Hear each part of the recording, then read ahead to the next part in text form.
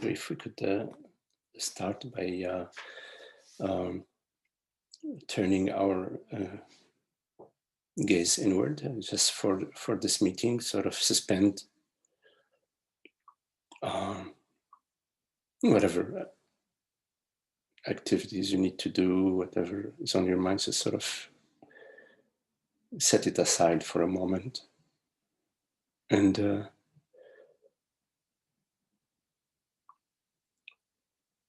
notice just your experience, whichever way it is appearing to you, without any interest.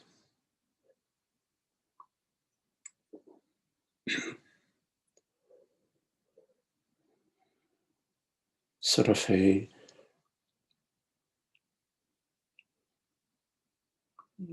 neutral,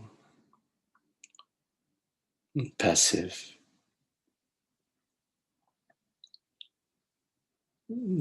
disinterest that is not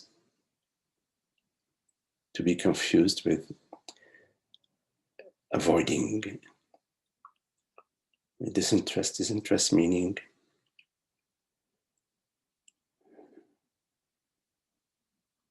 perceiving whatever is arising, perceiving your experience, thoughts, sensations, images, as if you are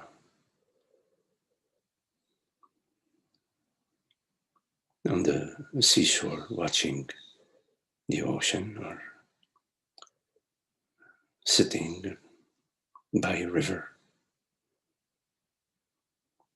just watching the flow of the river, the sound of the birds, the sunshine.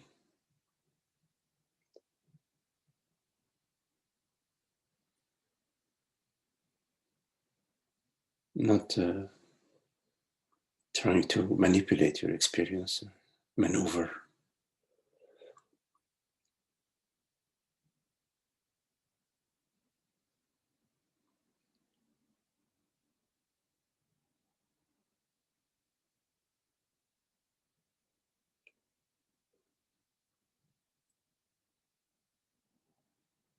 And it's not a disinterest in your experience because you don't like it.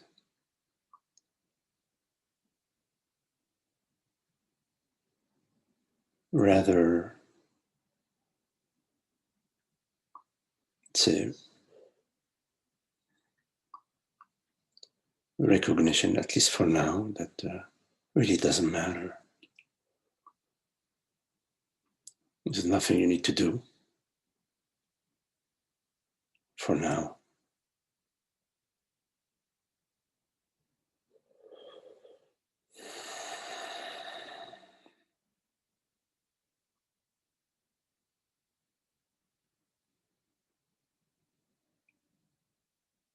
It's a sort of stillness,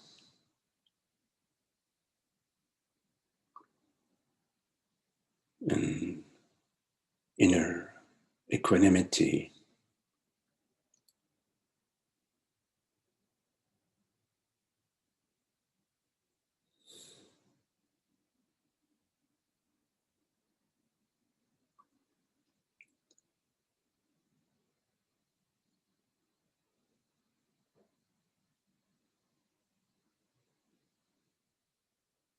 as if you are in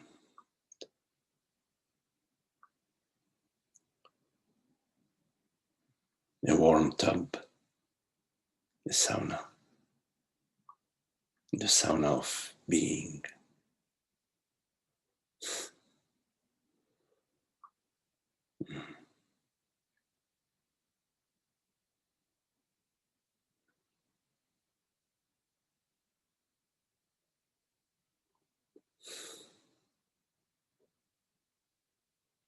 Whichever way the content of your experience dances. Images may appear, and then a different image appears.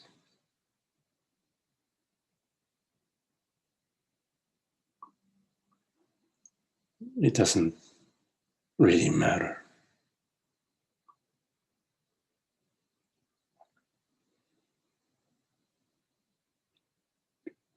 Like you're sort of strolling in a museum, and you're just sort of enjoying the images, but without holding on to anything. No need to make a commentary or remember anything.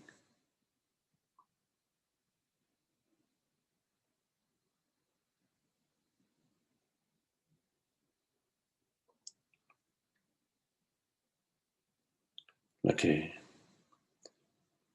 baby in mother's arms,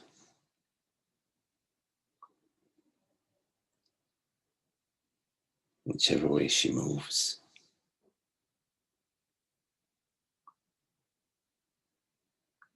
The baby is safe, all is well.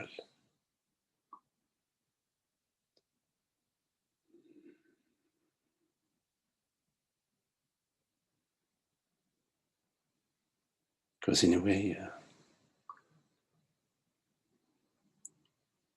you are in the arms of God.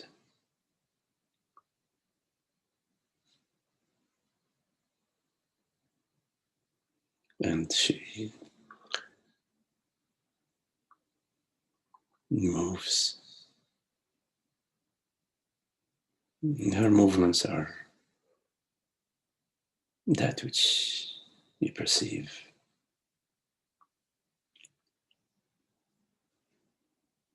Her reality is that which you are.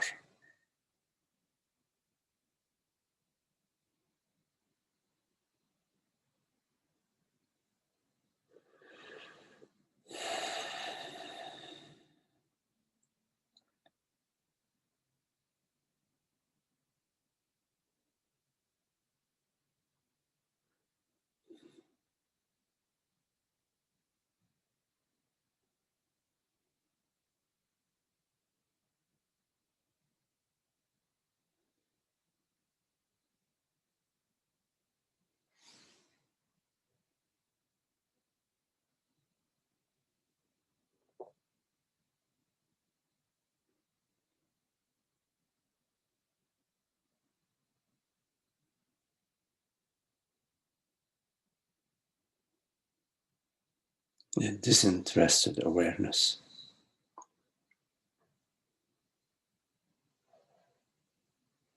It perceives everything equally.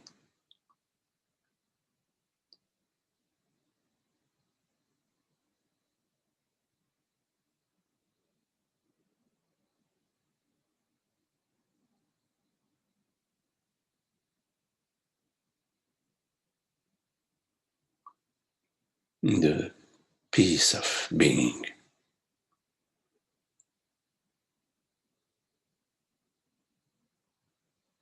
the love, the beauty,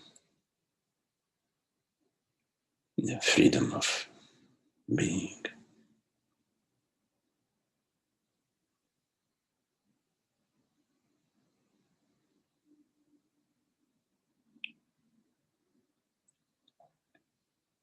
Which is not subject to that which appears, not dependent on a particular feeling or a particular state.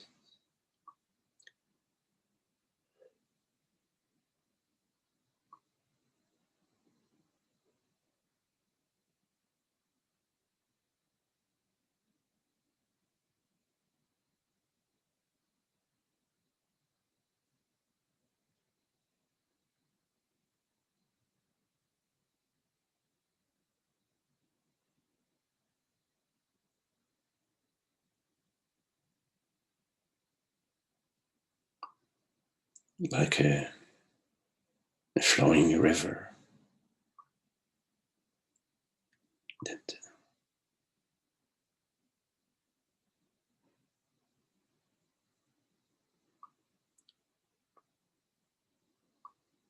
is unconcerned about the terrain,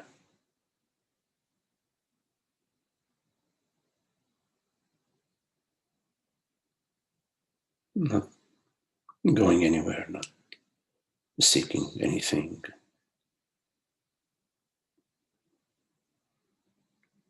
Because as this presence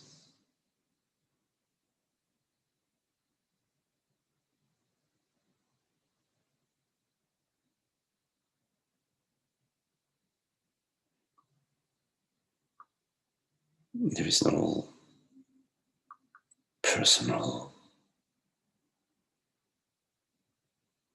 affair.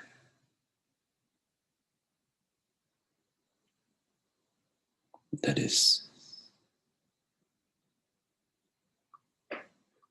protecting its personhood.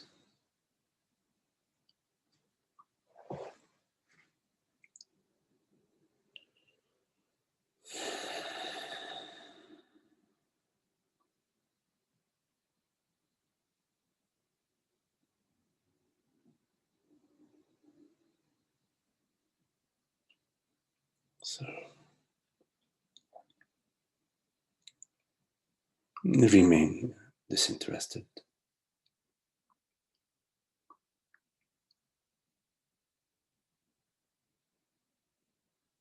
And if you notice a movement towards something or away from something,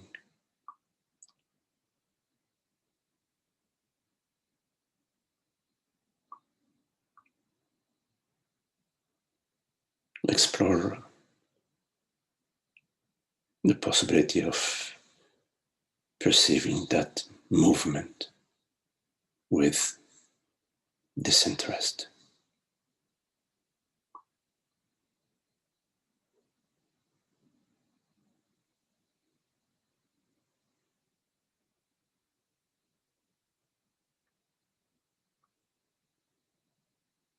not trying to achieve any state.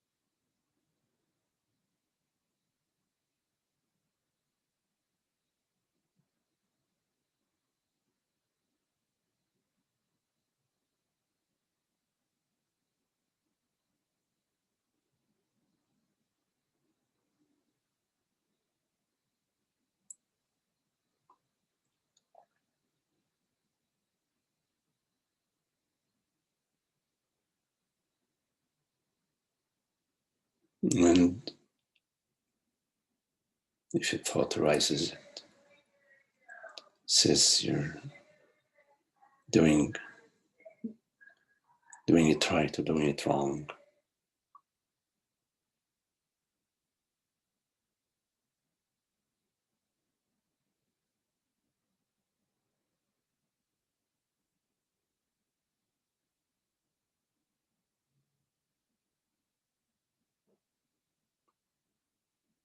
explore remaining disinterested.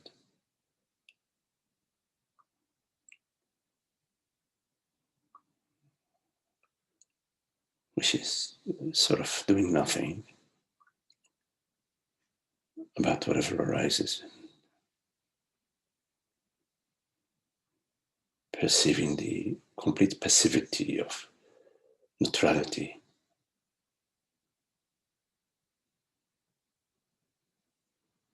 of manifestation,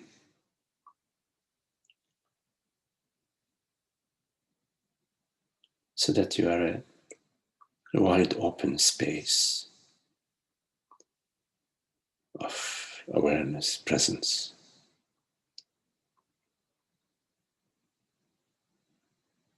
And within this wide open space is complete freedom for a flock of geese to fly by, for rainfall,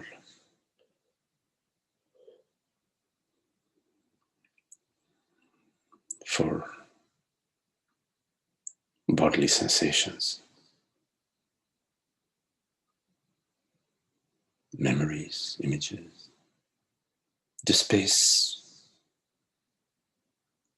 is limitless. The spaciousness of awareness.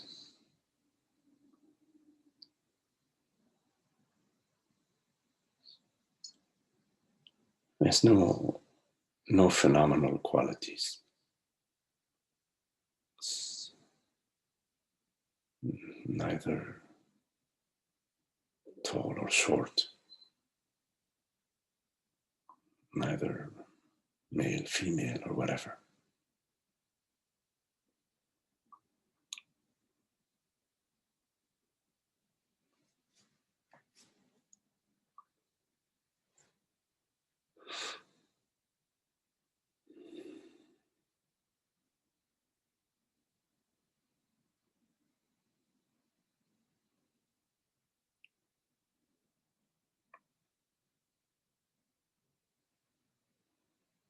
And you recognize this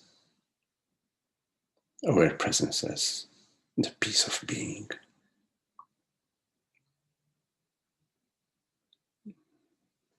not because of anything, without any cause. It is.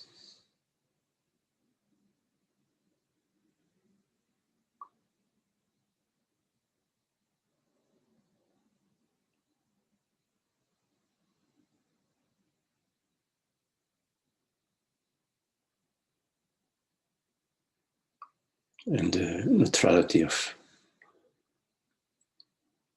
the activities of thinking, activities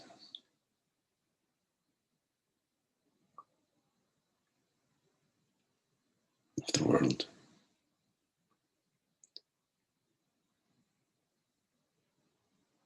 is not an issue.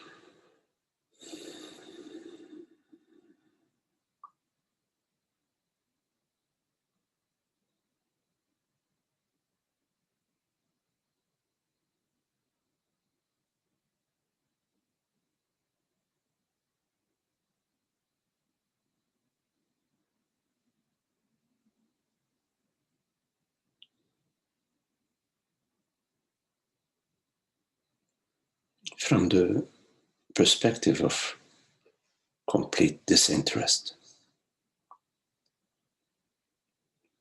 sunshine and rainfall are equal.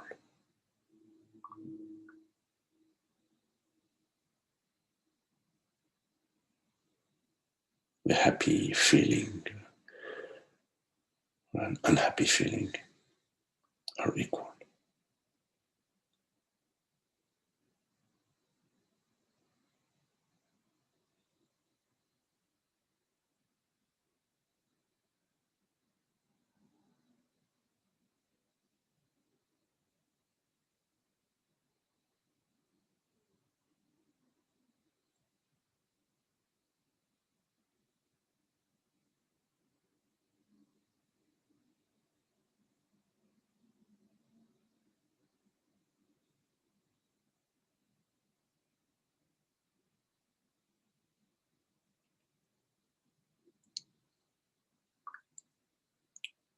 The disinterest in that which appears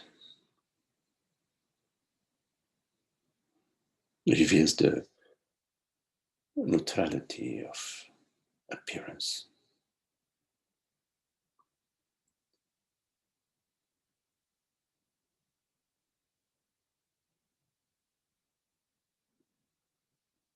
And reveals that within this neutrality,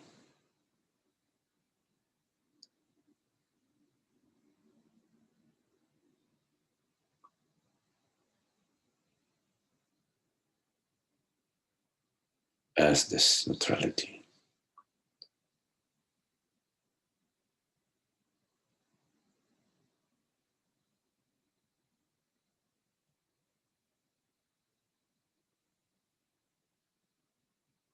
awareness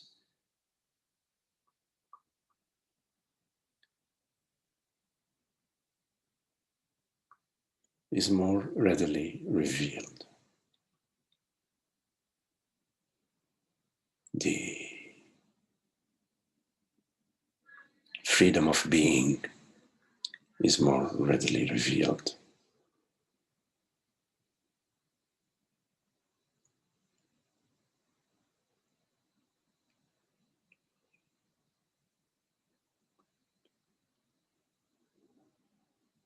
The vastness of the ocean of being is more readily revealed.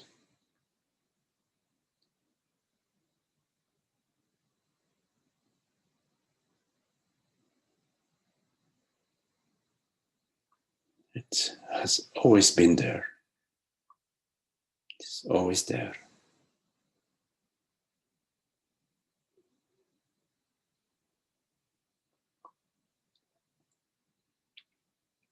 Overshadowed by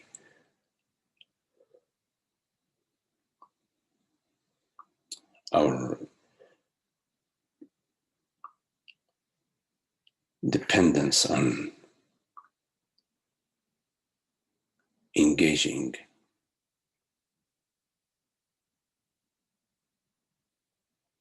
with that which appears to us in order to achieve a personal goal.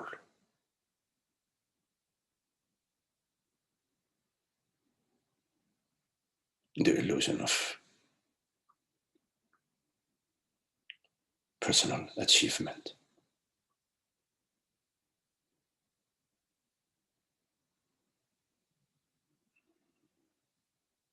The illusion of personhood as a reality.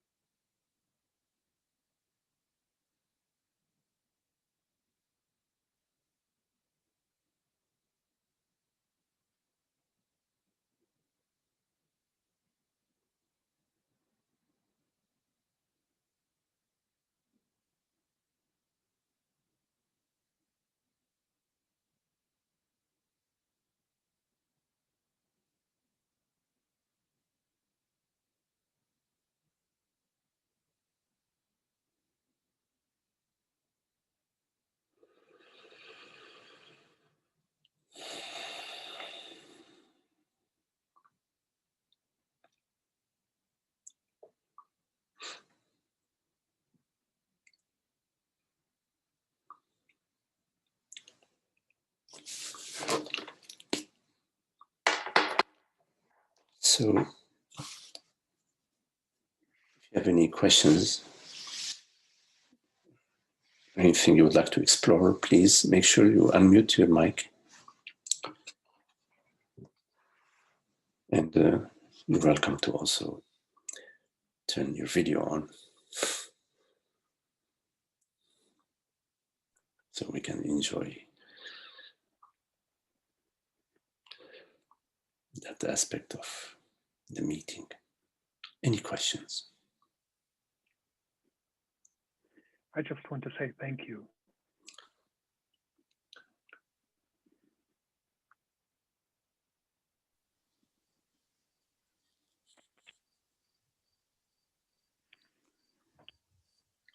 I do have, oops, sorry Hello. about that. Yes, hello, Esther. Hi. Yeah. Also want to say thank you. I found myself react to the invitation to not be interested, to the disinterest. Yes. Because I feel it makes me, it kind of closes me up a bit. Mm-hmm. Like, right? I naturally want to be open and perceptive. Yes. And welcoming. And the disinterest feels like it's kind of discouraging me from doing that. Mm-hmm. Yes, yes. You know, Esther, welcoming is what consciousness is, what awareness is. Right now in this moment, this is welcomed. It is not that I am welcoming this experience. It is just welcomed. The fact that it is perceived means it is welcomed.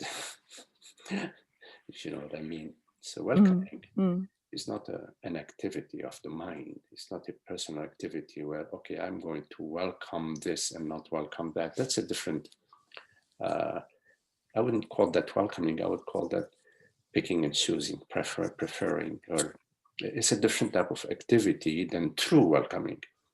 True welcoming is what awareness and consciousness is. So in a way, everything is welcome. The weather, the sunshine, the reflection of the moon at night, the cloudy sky, hearing these words, perceiving this perception, the sensation of my feet on the ground. It is already welcomed. So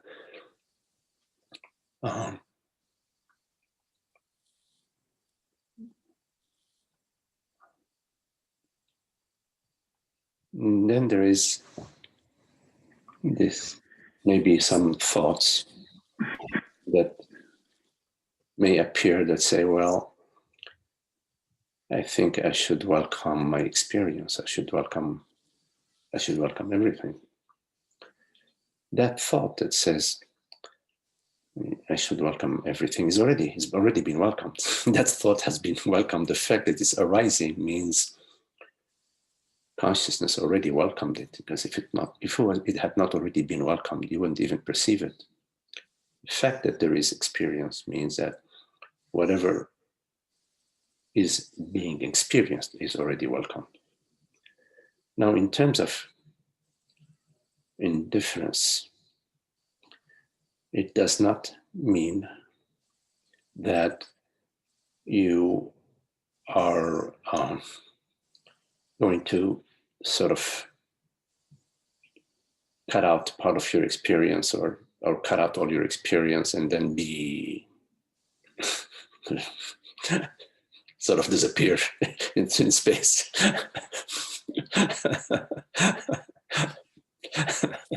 You wouldn't be able to do that, right? Right. That in itself, the thought of disappearing is in itself an activity, is in itself a thought or, a feeling or whatever, So disinterest has a different implication. It is sort of noticing that experience is already there, effortless. That it is effortless and complete. There is a totality, there is a wholeness to experience before the mind says, gee, I should, I should experience my experience better because I would have a higher concept. Higher consciousness.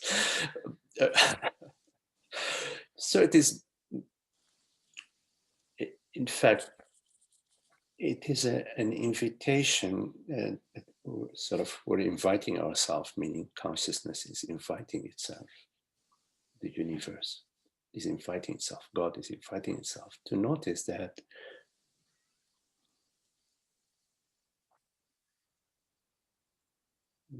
your experience, as it's appearing right now, is God's experience. It is through your body-mind, through your senses. It is God that is experiencing, that is creating this perception and perceiving it. That, in fact, whenever you believe that I, whatever I is, I, Esther, I, Magdi, I, whatever, whichever way you define yourself, even if you're not aware that you're defining yourself, but whichever way you define yourself, whenever the thought arises that I, this character, need to do something in order to improve whatever, that in that moment, in fact, you're telling God, hey, listen, I know better. I know better. So whenever we decide to sort of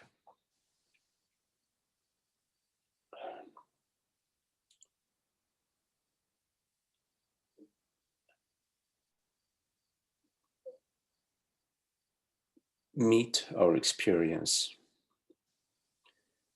from a perspective of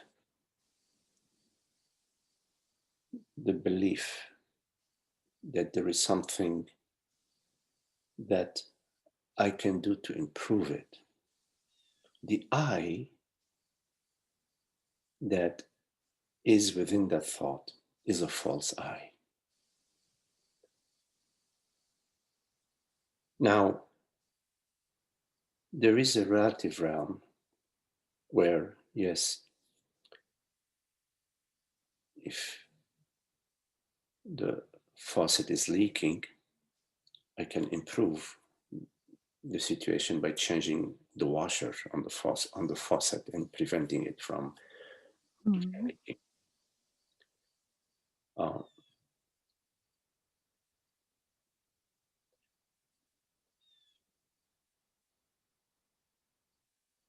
But when my experience is arising to me and I feel that I will be happier, or I will be a better person, I will be more realized person, I will be happier if my experience was something else, slightly changed or tweaked or whatever. The I that will be happier when your experience is tweaked, that I is a false I.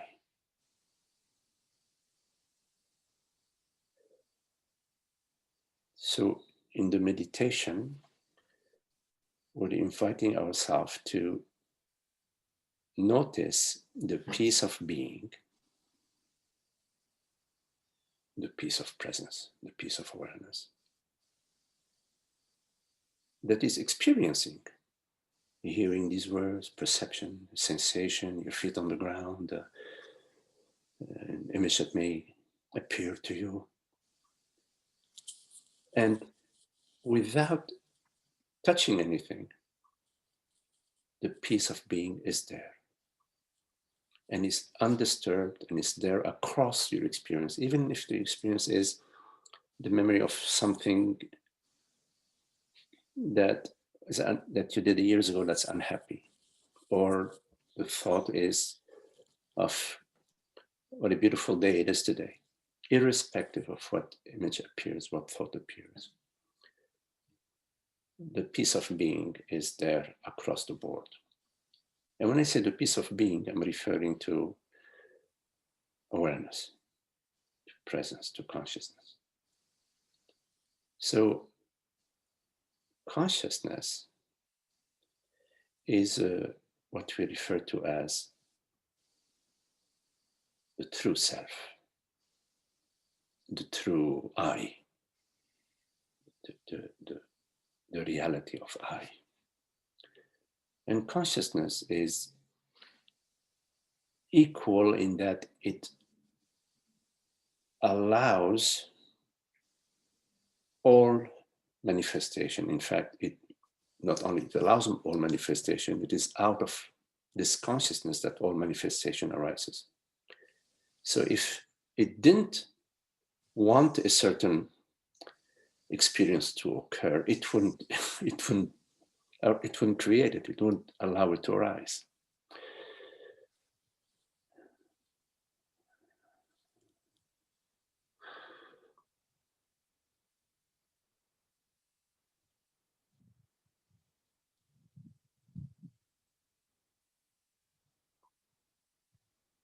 So I would say, Esther, that your experience is already allowed. It's already without you doing anything. Isn't that your experience? Totally. But my experience is also that I see both. I see this,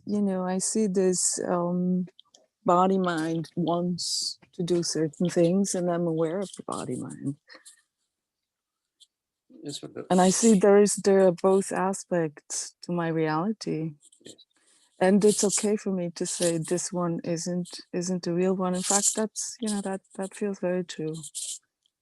These are all. Yet in that body mind, there is that alertness that I'm noticing, right? Or a disinterest. Yes. Yes. Or an involvement. Yes. Yeah. So it's both there for me. Yes, and the body mind is our experience. We do Exactly. That's the experience. Do perceive. And it's perhaps not the ultimate truth, but it's definitely there, right? But then there is that other thing that's perceiving that body mind experience. Yes. Now the body mind, we experience the body as perceptions and sensations, but we also perceive the world. We experience the world as perception. We experience the world as perception, and we experience the body as sensation, and we perceive the mind as thought. So,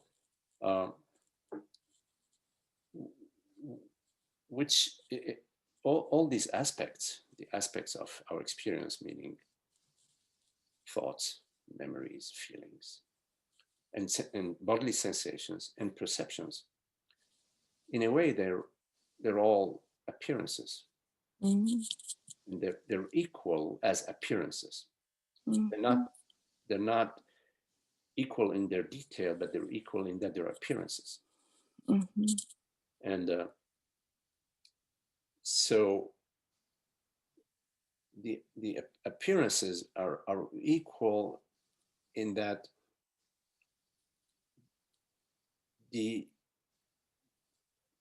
although they have variations in their shape and form, like the color blue and the color yellow are different colors, but they're equal as colors. The awareness, consciousness that is indispensable for appearance to appear. That is has absolute equality. So you could say that there is, in our experience, there is the absolute equality of consciousness, and there is the relative equality of appearance, as a way of speaking.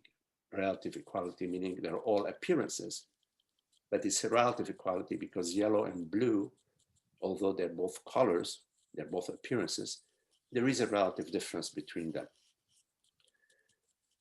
And we say, well, everything is included in our experience, and you're right.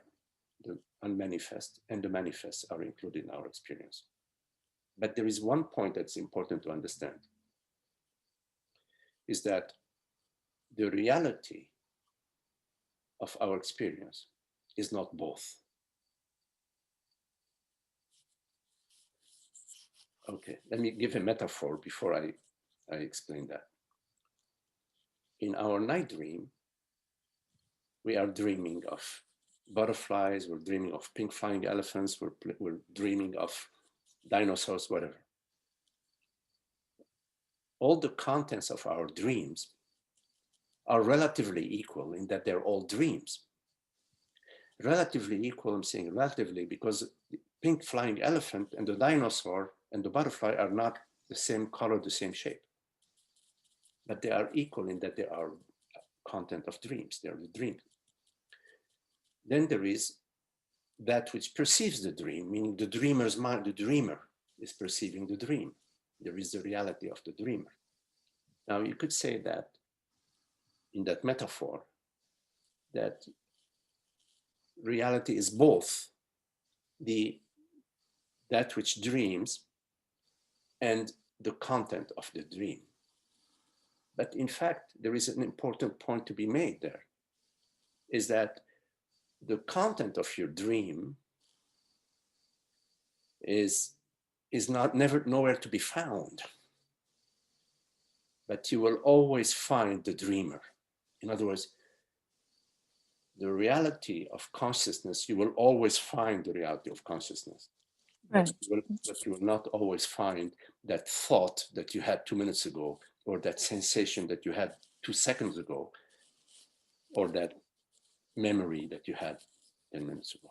That's an important distinction, because it can bring us to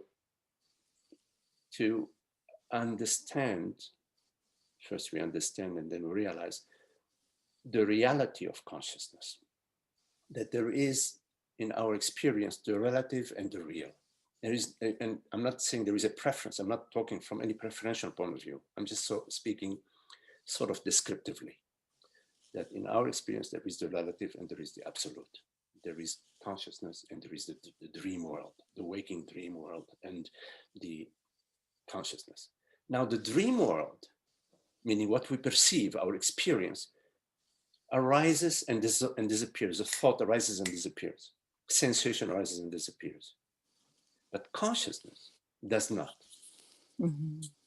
And within our experience, there is the feeling, and that's due to ignorance, that there is something at stake, the fear of death, the fear of extinction, the fear of ending, the fear that I will not achieve my goals and I will be unhappy.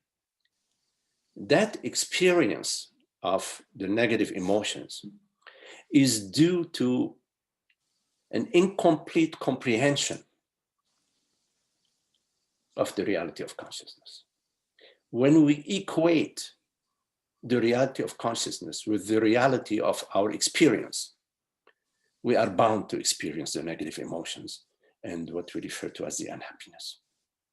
So Let's say that again. When we're bound to experience the reality, when we are equating the reality of consciousness with the content of our experience, when we equate them, we are bound to experience the negative emotions and what we refer to as unhappiness.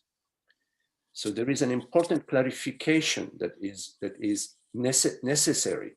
And just a note, Esther, I'm in no way denigrating experience. I'm not poo-pooing it. I love experience. And I have a sweet tooth, so I also like sweets. And going for walks this morning, it was a little rainy, and I put on the jacket, water jacket, went out for a walk. It was really beautiful.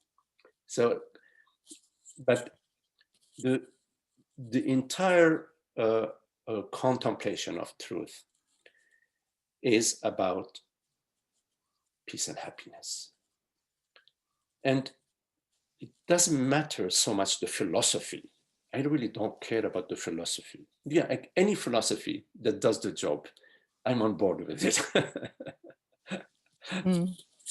You see, so it's it's about peace and happiness. Yeah. Yes. And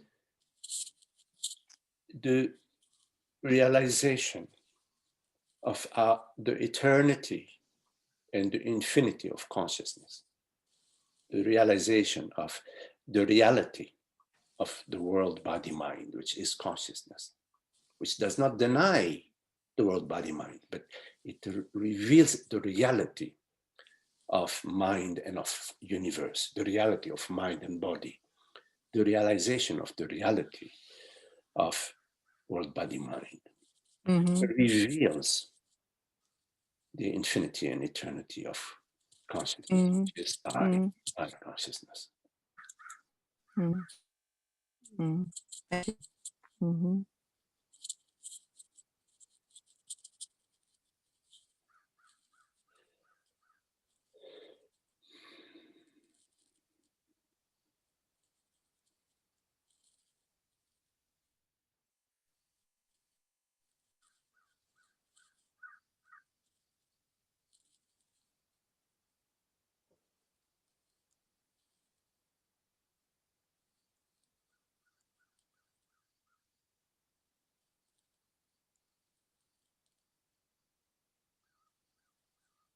So in this understanding of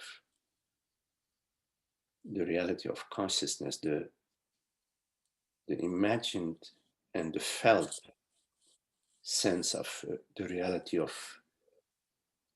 being a form, being some sort of physical form or mental form, that gently dissolves in our reality, and what is revealed is the formless, aware presence, the transparent beingness, which is our true nature and the reality of all experience.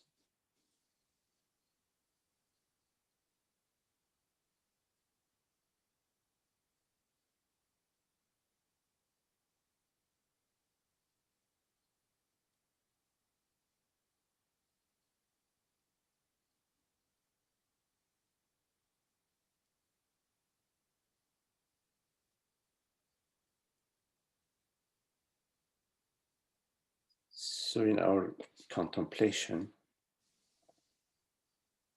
of experience, we contemplate its reality. But the contemplation of the reality of experience is not in any way trying to interfere with the experience or deny it or change it. It's just the contemplation of its reality. There is an experience, there is a perception, there is a sensation, there is a feeling, there is a memory, there is an image, whatever there is a bodily sensation. What is the reality of our experience? No, reality, keep in mind, cannot be something that changes every minute. It's not like a belief or an idea or a feeling. The reality refers to not something that changes. It's more like there's an absolute quality to reality. Because what's real now cannot be different at 2 o'clock in the afternoon or at 6 o'clock in the afternoon or tomorrow. No, that's the weather. The weather. The weather changes, yes. Internal weather, external weather. But reality doesn't change.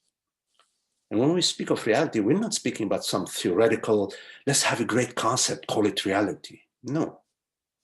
By reality, we're referring to whatever it is that right now perceives this.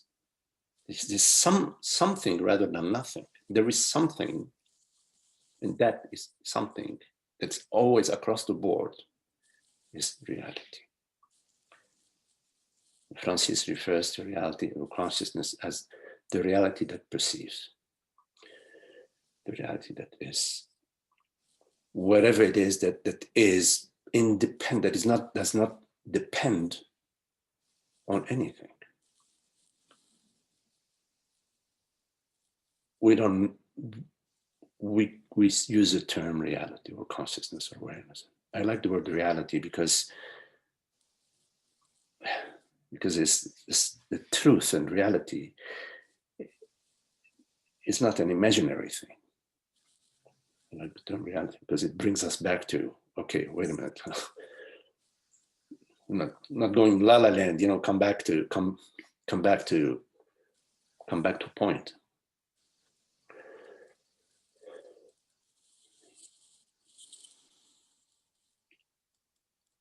And in our language, we all refer to I. There's an I-ness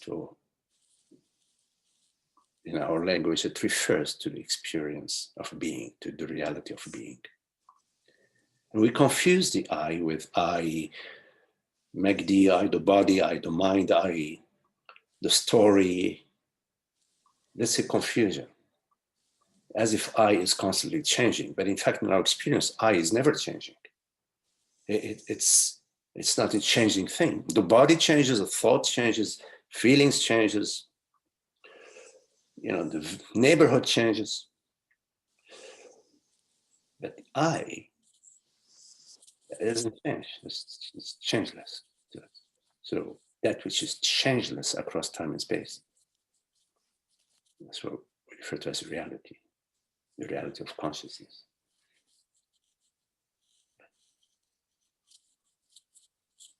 So now when we look at our experience is like the night dreams, they're appearances. Yes, it's given there is reality, only one reality, our appearance is just, one could say, as a way of speaking, the dance of reality. Reality dancing as this. Because reality and freedom go hand in hand. The freedom of creativity, or any freedom, all freedom belongs to reality. Because it's only one reality, therefore one freedom, one love, one beauty, one source. The source. Now, the source isn't a source that sort of creates separate realities. So, like when you have a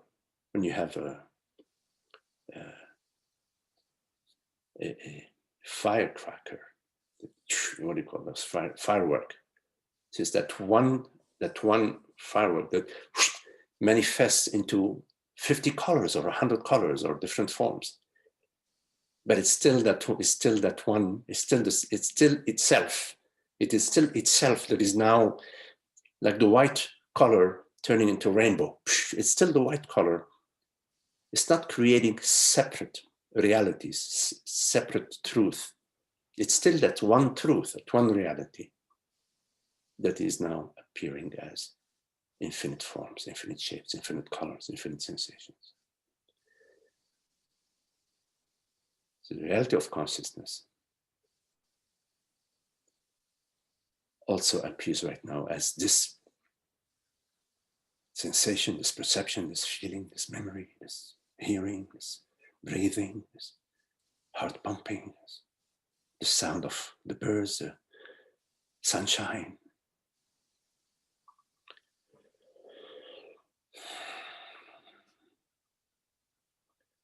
Okay, Esther, I went way out with your question. I have a tendency to do that. So. No, I wasn't sure about the format, so I wasn't sure whether this should be conversation or. Yeah. Thank you very much for your thoughts.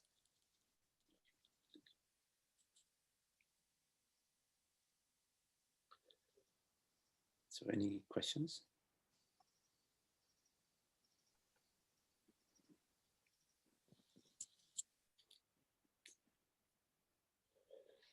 Well, I'm going to address a question that was sent to me last week, which I didn't get to.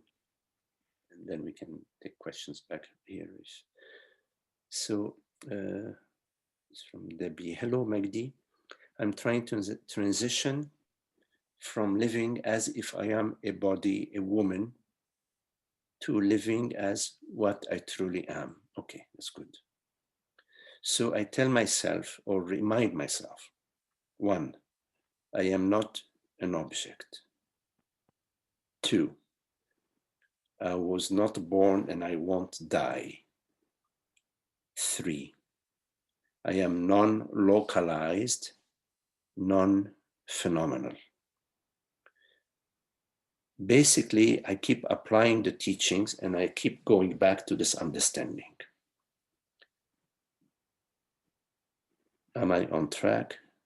Question mark. Any suggestions? Yes. And so, Debbie, just to make an important point here, these reminders that you're doing, good reminders. I am not an object. I was not born, I won't die, and I'm non-localized, non-phenomenal. Now, I would like to add to that that I, the I in your, pardon, in your reminders, if that I, or when that I refers to the person, so I in the background, I meaning I, Debbie. I am not an object. Or I, Debbie. I was not born, I won't die. Or I, Debbie. I am non-localized, non-phenomenal. If that's the case, then that's a mantra. That's not even a mantra. That doesn't really do it. Doesn't really do it. So the I in your 3 reminders that you remind yourself, what is this I? Because we could adapt, hear some teaching and adapt certain snippets of the teaching. I am not an object, I am not a body, I am not. But the I in our subliminal level is still I the object, I the body, I the mind.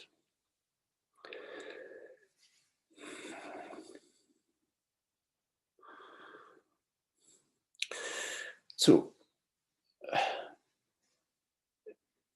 in general, anything that we do repetitively, so we experience, you want to experience living as that which you truly are. And whenever we are using the same practice, so we have like this 3 reminders.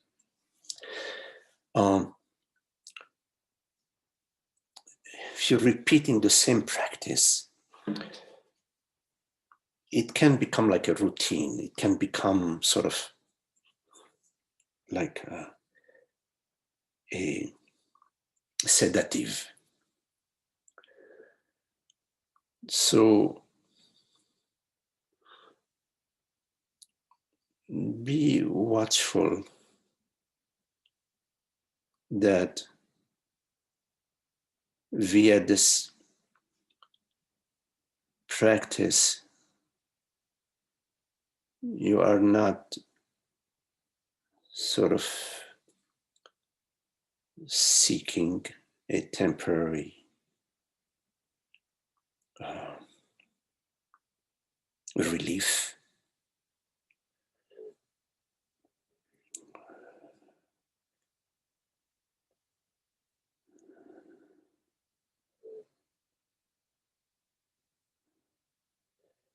And also,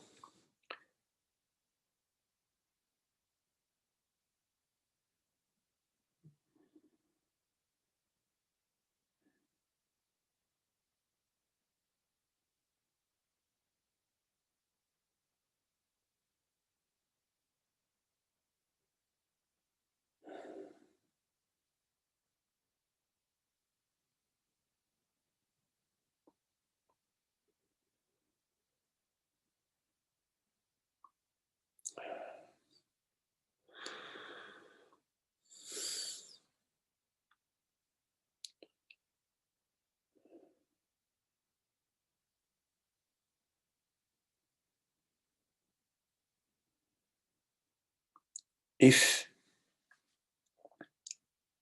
those reminders are accompanied by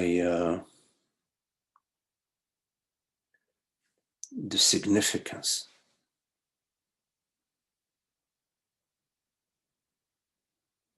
the sort of felt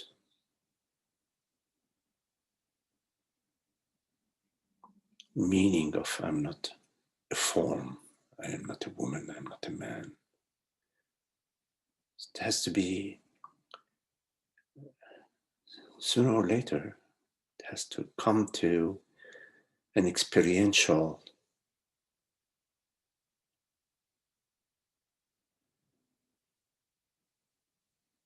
sort of a somatic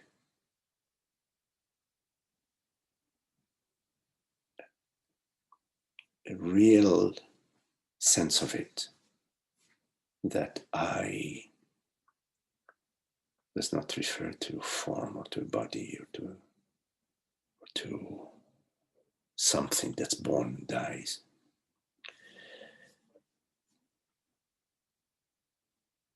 So just be watchful that it's not just repeating these 3 reminders. Even 1 reminder is enough, as long as you go to the full significance of that reminder that I am not something that appears. I am not an appearance. Sort of let it sink in. Let it sink in.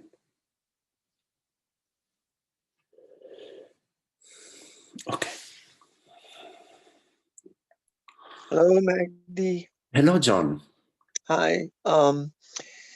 Yeah, that since you were saying that and she asked that question, that followed something that I was thinking this morning. I'm just trying to think of how to explain this. So this morning I woke up.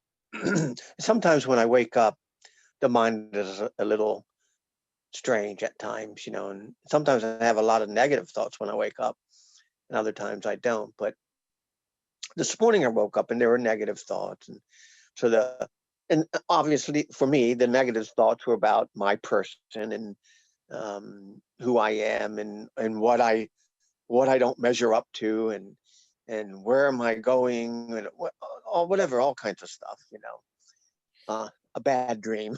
But anyway, um, but anyway, so I there was a part, this is a good time to contemplate, this is a good time to, ask the question, something, do the exploration. So that's what came up.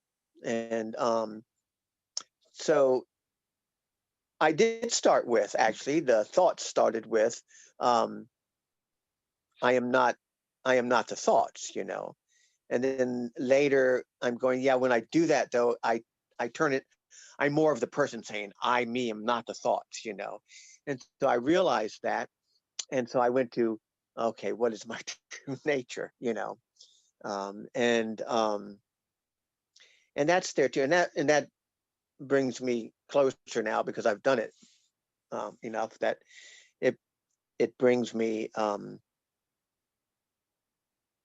to more of perceiving those thoughts, perceiving the thoughts and perceiving the negative thoughts. And in the body also, there was stress in the heart. There was stress in the body. And that usually throws me off too. But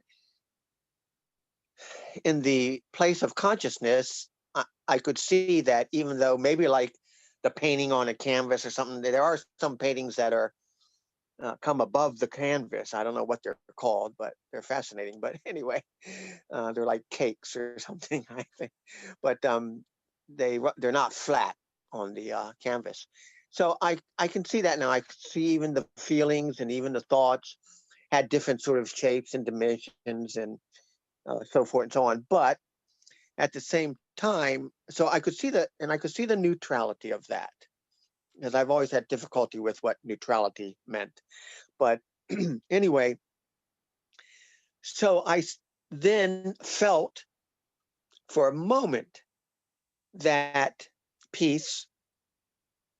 I don't want to use the word detachment, but certainly, there was another thing that you had mentioned once before that that thought came up as well, is that those thoughts and feelings don't know they don't know. And that also brings me to my true nature, because there's nowhere else to go, because everything else is the experience. And so then the only experience I have, if you can call it that, is the experience of knowing thyself. However, it didn't stay with the peace. And then the mind comes in and say that there's an insanity in this.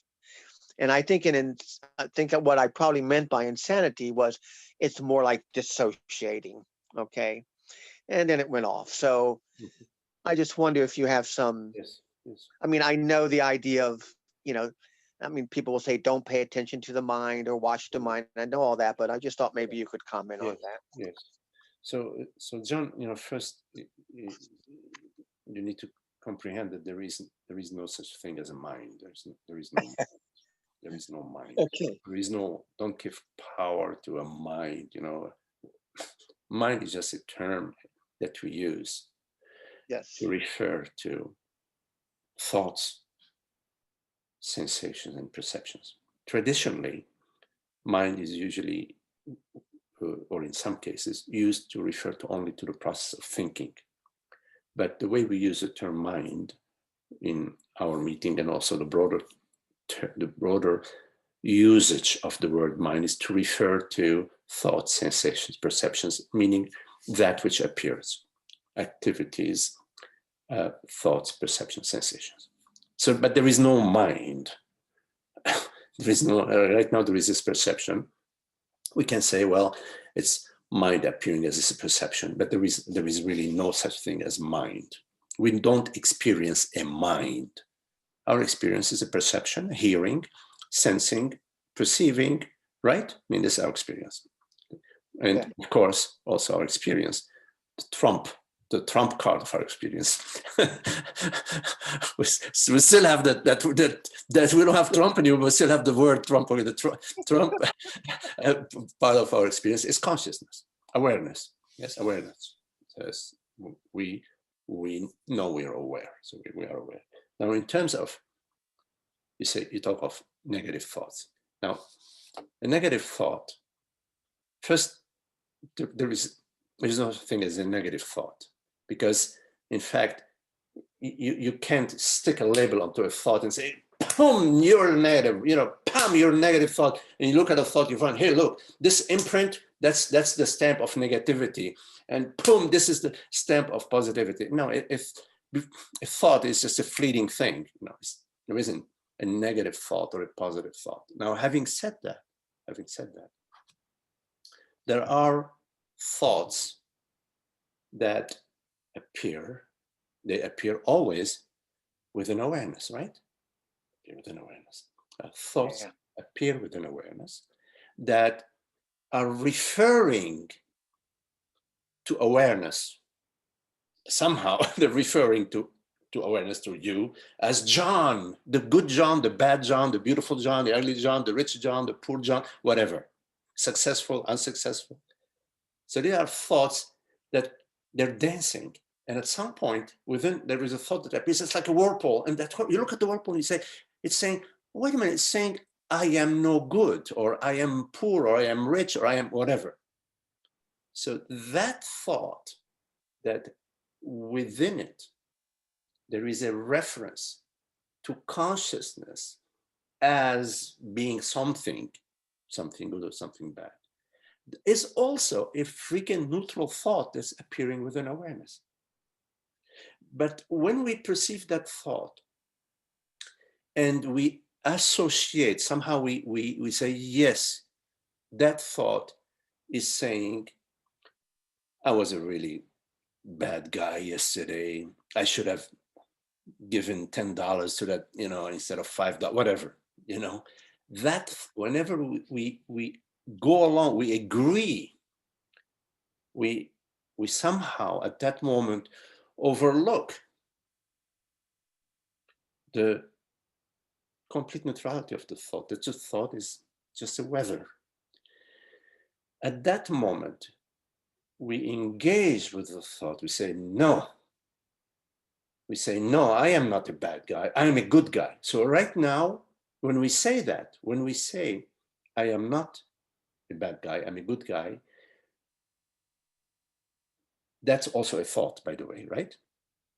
So now we are engaged in thought, in particular thought correction, thought management. But there's no thing as thought correction, thought management, because the thought dissolves as it appears. How can you correct a thought that's appeared and disappeared?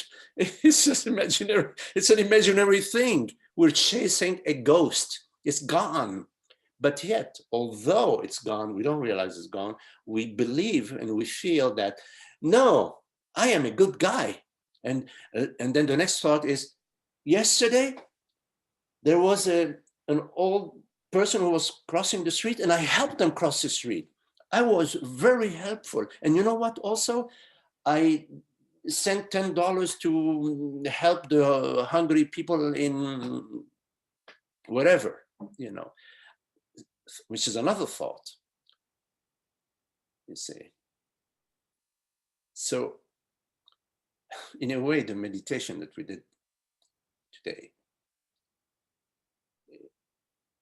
and it's a helpful meditation to also live this meditation. See if you can, how you can apply this meditation in your life when a thought arises, irrespective of what is arising. Also when a sensation is arising, it's not just about thoughts, to sort of invite yourself to perceive the neutrality of that which appears.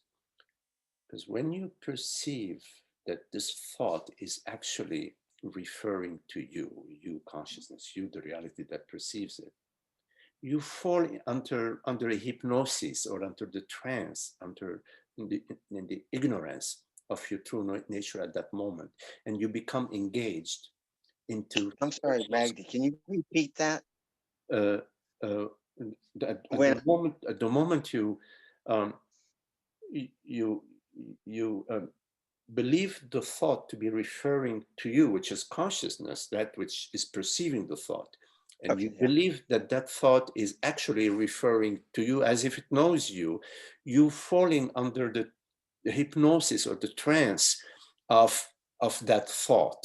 And now you you become engaged in further thoughts and feelings and even activities that trying to chase this thought, deny this thought, correct this thought, save yourself from this thought, etc. This whole process of ignorance. And even you find yourself, I need to engage in some spiritual activity that frees me from this process. So even spirituality, whatever that means, becomes a tool of thinking, becomes an activity of thinking, becomes... Magdi, I'm sorry, I'm interrupting, but it's very important. What you're saying is very important. And there was a part of that, and I don't know if you heard also, and I just probably didn't really make it clear. The other aspect of this morning, which was more important to me, was the idea that and I'm saying I as a me, but it's so much more that when I knew those things that you're speaking of, for instance, it doesn't know me, and the thought is moving, and the thought is not the non-movement. It's not I. Okay, and that was really felt. And so then there is a piece. I would say there's the non-movement, and there's a kind of peace there was this morning. A lot of times there's a peace, but this time I could not remain there, and probably due to thought, of course it was due to thought, because I said I feel insane. What is the I that could not remain there? Yeah, that's true. Yeah. Well, that's true. I think even there was a part of me that felt it was very physical too, and also mental though, and all of that. And I know that. I mean, that's why I said the mind. I don't know what I said, but the the thoughts, I could say, whether it's mine or thoughts, but well, maybe the better way to say it is the appearances. They were there, and I began to see the neutrality, but also, I guess then I saw myself or consciousness as an appearance, maybe, because which is not true. So somehow it felt like being in that place. That's the only way I can say it. Being in that place as consciousness, standing as consciousness, and I'm probably not doing it correctly or whatever, but or there's a different way to maybe contemplate this or explore it, but somehow that felt worse than some of the thoughts. Does that make any sense? Yes, because it makes sense, because you are confusing consciousness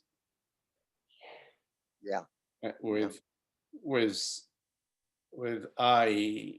You're using the word consciousness, but in fact you're not really referring to consciousness. You're referring to something else in consciousness.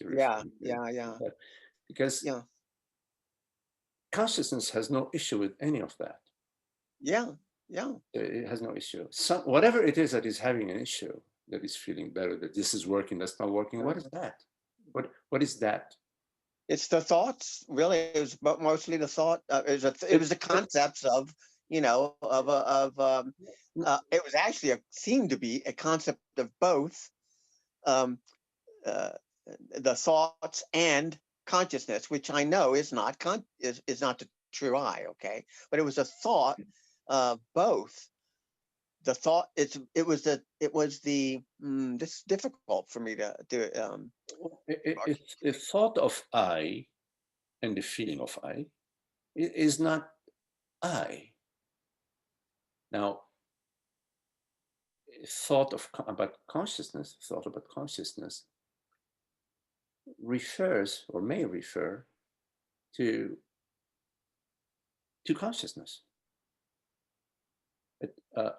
So there can be a thought of consciousness, like the thought of God, the reality of God. But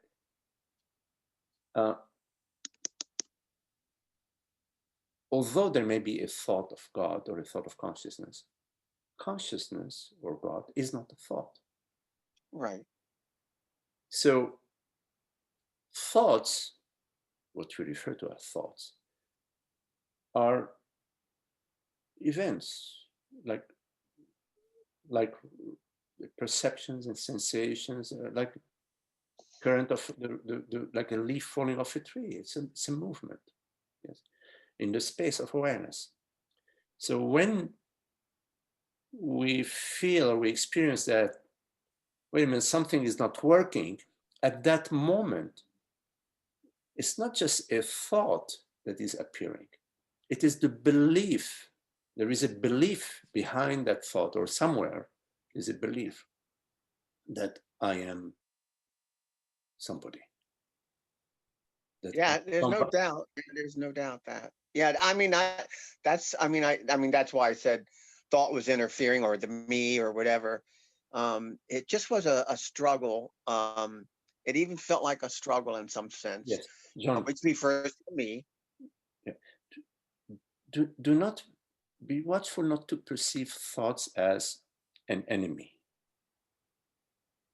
No, I don't believe I was doing that. Yeah. I just think the bigger thing, Magdi, was that being in the place of let's say witnessing, being in place of witnessing the thoughts and having them neutral, that sensation or that feeling, or there was some sense that place, okay, was painful. Mm-hmm. Okay, I got you. So one more thing I want to share with you, John, that it is not about feeling better. It is not about a certain experience. So if you, or when you contemplate that, wait a minute, these thoughts about me, that I am, this content of thought is not, that's not what I am. That's not what I am. And you're expecting, now I should feel better. You're not going all the way with it. To go all the way with it would be you to contemplate that, yes, thoughts don't know me. And this reference to that thought is referring to I is a false reference. I am the presence, the awareness. To go further with it is now at the feeling level. Yeah. At the feeling level, I open myself completely to the feeling, whichever way it is, with the understanding that consciousness don't give a darn about the feeling. It can feel any darn thing. You see, it's not affected by the feeling. Now, okay, I'm saying that as an understanding, but at the feeling level, you've got to experientially welcome the feeling, because consciousness is welcoming. It's not John that is now welcoming the feeling because, well, even if it's John, but John as consciousness, John and consciousness, how about that? John and consciousness are welcoming the feeling because consciousness is complete freedom. It has no agenda about feelings. It is not trying to feel better. It's not trying to get over depression. It's not trying to get you over your sadness. It's not. Consciousness has no agenda. Agenda comes from a belief that I, consciousness, is this person that should have a better life, blah, blah, or consciousness should deliver me a happy life. I've been doing meditation and satsang for 20 years, and by now, my life should, blah, blah. Which these thoughts arise from the false identity. So the thing that I'd like to share with you is at the feeling level, John, you have to also do that practice that you're applying really with clarity in your understanding at the feeling level, especially at the times when you're not feeling good. Sorry to say that. In particular, in particular when the down thing isn't working, you know.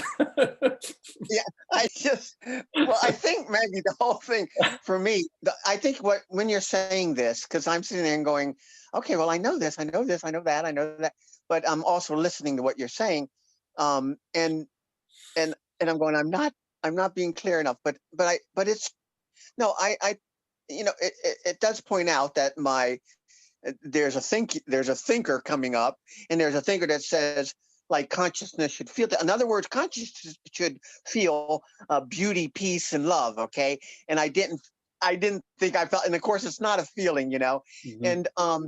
and so I know that, and that's there. But I think what you're saying now too is, even when that, and I tried that for a little bit, but I said, okay, so even what's coming up now, the thoughts of insanity or dissociating, or the I could see that. And I that was not I could see that, and I could see even the feeling, the dark feeling of that. Okay, because I'm describing it as a dark feeling. So I could see that. So, but that would not maintain for whatever reason. But when you're saying that, it just sounds to me like, if I want to contemplate, then I can stay with that. Okay, with that particular place there, where it's saying that, where thought is coming up again, saying, this is not where a sage goes. You know what I'm saying? This doesn't feel right. So I know it's a lot of thought, and I know it's all that kind of stuff. So I was just asking, it's really that place right there. I could see all that. I could see the thoughts. I could see the feelings. I could witness even well, I guess really there's a separation there too. I guess there was a separation. I didn't think about that. So I could see that, but it just didn't seem to. I don't know. I just thought I'd bring it up because it just didn't seem to. I think what you're doing is, I wanted you to be able to tell me more of a contemplation and go in that place where where being a witness even feels not good. Well, the key thing right there is, you were saying it didn't seem to what, John? Yeah. It didn't seem to be what I've heard expressed as Yes. being a true witness. Yes. Yeah. So, yes. It's all thought, I suppose. So the bigger thing is to continue to work with it, I suppose. I mean, not that I'm gonna, I want to battle it or anything, but continue to kind. Yes. It's very subtle that there are models that get formed in thinking, models about sages, spirituality, and there are models. And sometimes that model sort of is there operating in the background, and is sort of checking with our experience, wait a minute, is it fitting this model? Is it,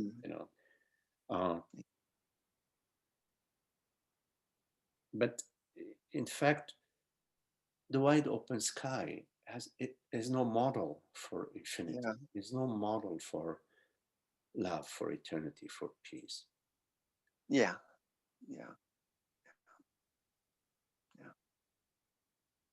So, and it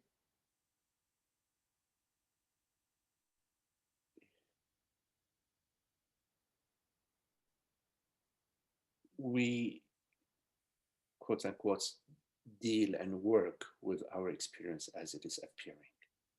So when our experience is appearing, that some sort of contraction or confusion or sense of loss, or a feeling that I'm not getting there, or things aren't lining up, in this particular, in that particular situation. Okay.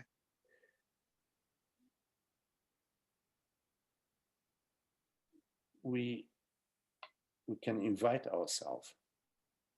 It's just as a suggestion, okay? It's not, this is it, you know, suggestion. We can invite ourselves to perceive this the experiences arising as just an event, whether Another experience. that may last, you know, it may rain for, you know, from 8 o'clock until 4 p.m. the next day. I don't know. I don't know. Yeah, but it's I'm hearing you now. I'm hearing you. Yeah. And simultaneously at the feeling level, to also open yourself completely. Forget about the model of how it should feel, because if when the model of how things should feel comes on board, it interferes with our capacity of just experiencing the sensations of feeling in the body, whichever way it's appearing, because it's saying no, it shouldn't be like that. It should be like this model. So we work with it. We sort of see through. Okay, well, how about like, you know, experimenting with just completely feeling it, but without inviting ourselves. Okay, it's not like a do or die. To not judge, not to sort of be neutral, even in our feeling state, in meeting our feeling state. The body mind, from a place of neutrality. If we're feeling like we're going mad, we're going crazy, okay, just to feel that, because it's in a way going crazy. If you break it down, we've done it many times, is a neutral sensation within the body, or it could be in the face, in the head, in the heart, or the whole thing, plus the thought, my God, I'm going crazy, I'm going crazy. The I in the thought, I'm going crazy, is a false I. Yes. It's like the ghost is going crazy. The ghost named John is going crazy. You know what? I don't give a darn. The ghost, he can go crazy all at once. It's a freaking ghost. So, so we repeat that. We repeat that exercise, you know, in various situations that arise to us, until we see through it right away. Oh, look what's happening. You know, look what's happening. You know, an emotion or a feeling, meaning sensation and belief that I am John, and oh my God, what's happening to me? I've been studying Advaita for 40 years, and I'm now 85 years old. Blah blah blah. You know, I don't know why this piece feels bad. Yeah. No, I'm hearing you. This is really good because it's helping me to see it differently. You know, and I think the thing of staying with it, just staying with it, because I'm seeing clear things now when you're speaking, because, well, number one, I've always been crazy, so I don't think I have to worry about going there. So. Welcome to the club. Welcome to the club. Now, you see, the other thing is, you know, it's all God's doing. You know, we allow God to dream, and we recognize God's dream through this body mind. It's an important recognition. It's not my mess up. It's No, see how it's God playing now. Okay. So I'll just remain with it. It threw me off to where I did try to remain with it just for that reason, but it threw me off, so that's okay. It just the thing is just continue. Just continue. Yeah. Thank you very much, Magdi. I appreciate it. Thank you. Mm-hmm.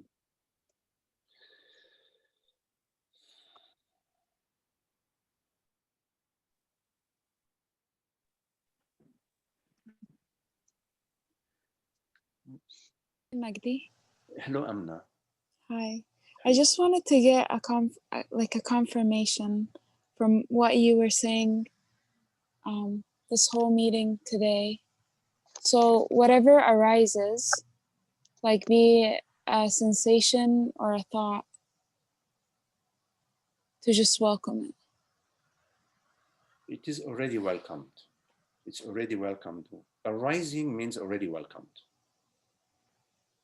So today's meditation was to perceive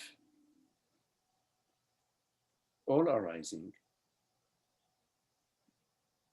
as the weather, as complete neutral, as the neutrality of that which arises. You don't welcome it because it's already welcomed. There is no you to welcome it. It's already welcomed. Otherwise you wouldn't be perceiving. Like right now, hearing these words, you're hearing these words, right? Yeah. Right? You know, it's already welcomed. What do you need to do? What do you need to do to welcome hearing these words? You need to tell yourself, okay, well, let me see, I'm going to welcome hearing these words. What does that mean? Now there is a different aspect to welcoming, which is noticing the thought that says, oh, it shouldn't be this way. I shouldn't be this way. Life shouldn't be this way. So that's noticing. It's a noticing of this imaginary, this thought and a feeling. But let's stay with the thought. With the thought that's imagining. In other words, within the thought there is the imagination, the belief that this thought is thought that's passing through. It's dissolved. Is going to go out there and it's going to correct the universe. It's going to correct my life. You follow what I'm saying? Yeah. There is no need for correction of your life because there is no such thing as your life. It's all, it's God's play. And God is inviting itself as Amna, as Magdi, to recognize God's play. Hey, it's God's choice. What can I tell you? It shows Magdi and Amna and all of us to sort of play the game of recognizing God's play, God's reality, God's truth. Okay, so when the thought comes that something shouldn't be the way it is, to just notice it. Yes. And to notice that it already passed. You notice it, you know it's already passed. And also, you may notice that it's ridiculous for that a thought that says, this shouldn't be this way has any significance. We give it significance, say, oh yeah, it shouldn't be this way. But if a thought that says it shouldn't be this way is like, it's like it's like a dog barking, and when we hear the dog barking, we say, "Oh, the dog is saying that that no, it's Trump that should be winning and not Biden." It means nothing. It's just a sound. It's a sound. The thought that says it shouldn't be this way is a sound. I somehow, and behind that thought, there is the belief that I am I'm somebody, bundle of thoughts and feelings. There is a me bubble. There is the belief that I refers to a woman or a man or whatever. That's where that thought, things shouldn't be this way, is arising from. It's arising from that belief. There is a belief that you need to investigate. This is where you investigate. Don't just simply try, which is fine, to see that thoughts are passing, it's fine. To see that thoughts are empty, but you need to also investigate the factory, the plant that is fabricating these thoughts. You follow? Yes. So the appearance of the body, mind, and the control of, like, quote unquote control of it is just as similar as like the appearance of like the oak tree and the weather. Yes. Like, yes.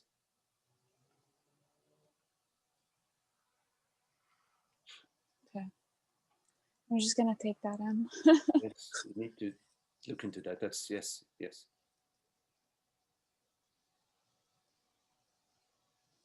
And also, just one more thing. I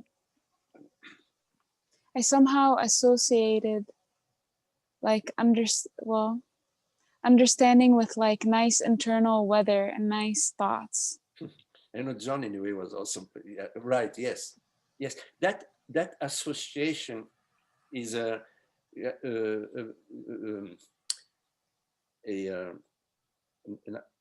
mistaken understanding that a healthy body or a healthy life or a happy life or a happy world means the revelation of our true nature. But like what you said, like our true nature doesn't care and everything is welcomed in it. Yes. Right? Now, a state of mind or a state of the world or a state of the body is a state. States are, they're in time and space. They have a beginning and an ending. So they have nothing to do with reality. And so they're not permanent. They're not They're what? sorry. Yeah. They're not permanent. They're constantly changing. Yes, yes. So be watchful that you're not confusing a happy world, body, mind experience state with consciousness. Don't confuse a relative realm, whichever way, whichever shape or color the relative realm has, with the peace of being, with the transparency of being, with consciousness. Now, having said that, first you got that right, Amna? Yeah. Okay. Now, having said that,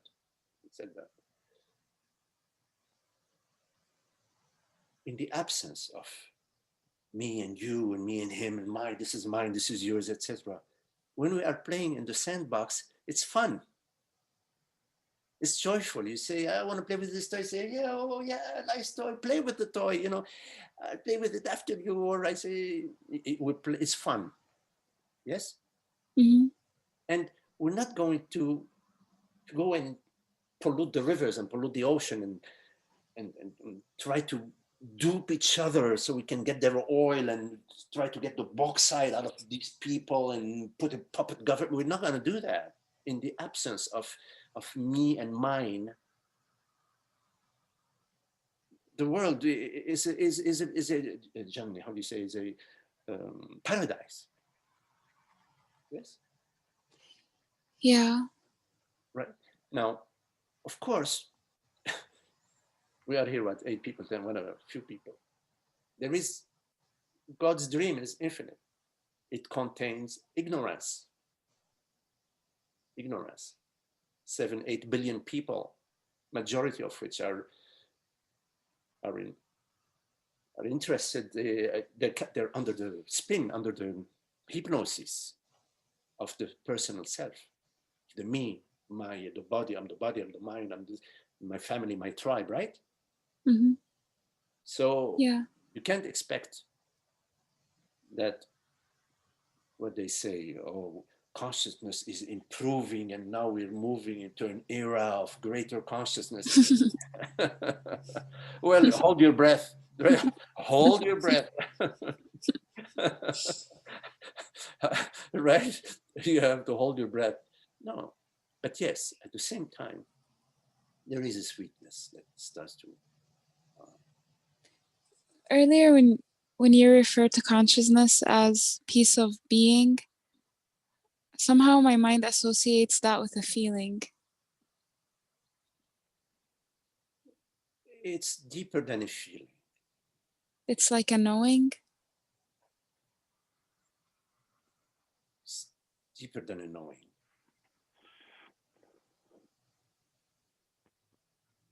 Okay.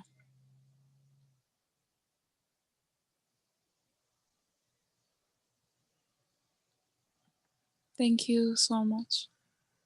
Okay. Well, thank you all. Very lovely to be with you as always, Holger, Marga, and John. And nice to see you. I like seeing Esther, Laura, Rashmi, Kelly. Thank you all. Thank you, Magdi. Yes, Rashmi, lovely too. Thank you, Magdi. And Thank Pete. you, Meg. Okay. Thank you, Magdi.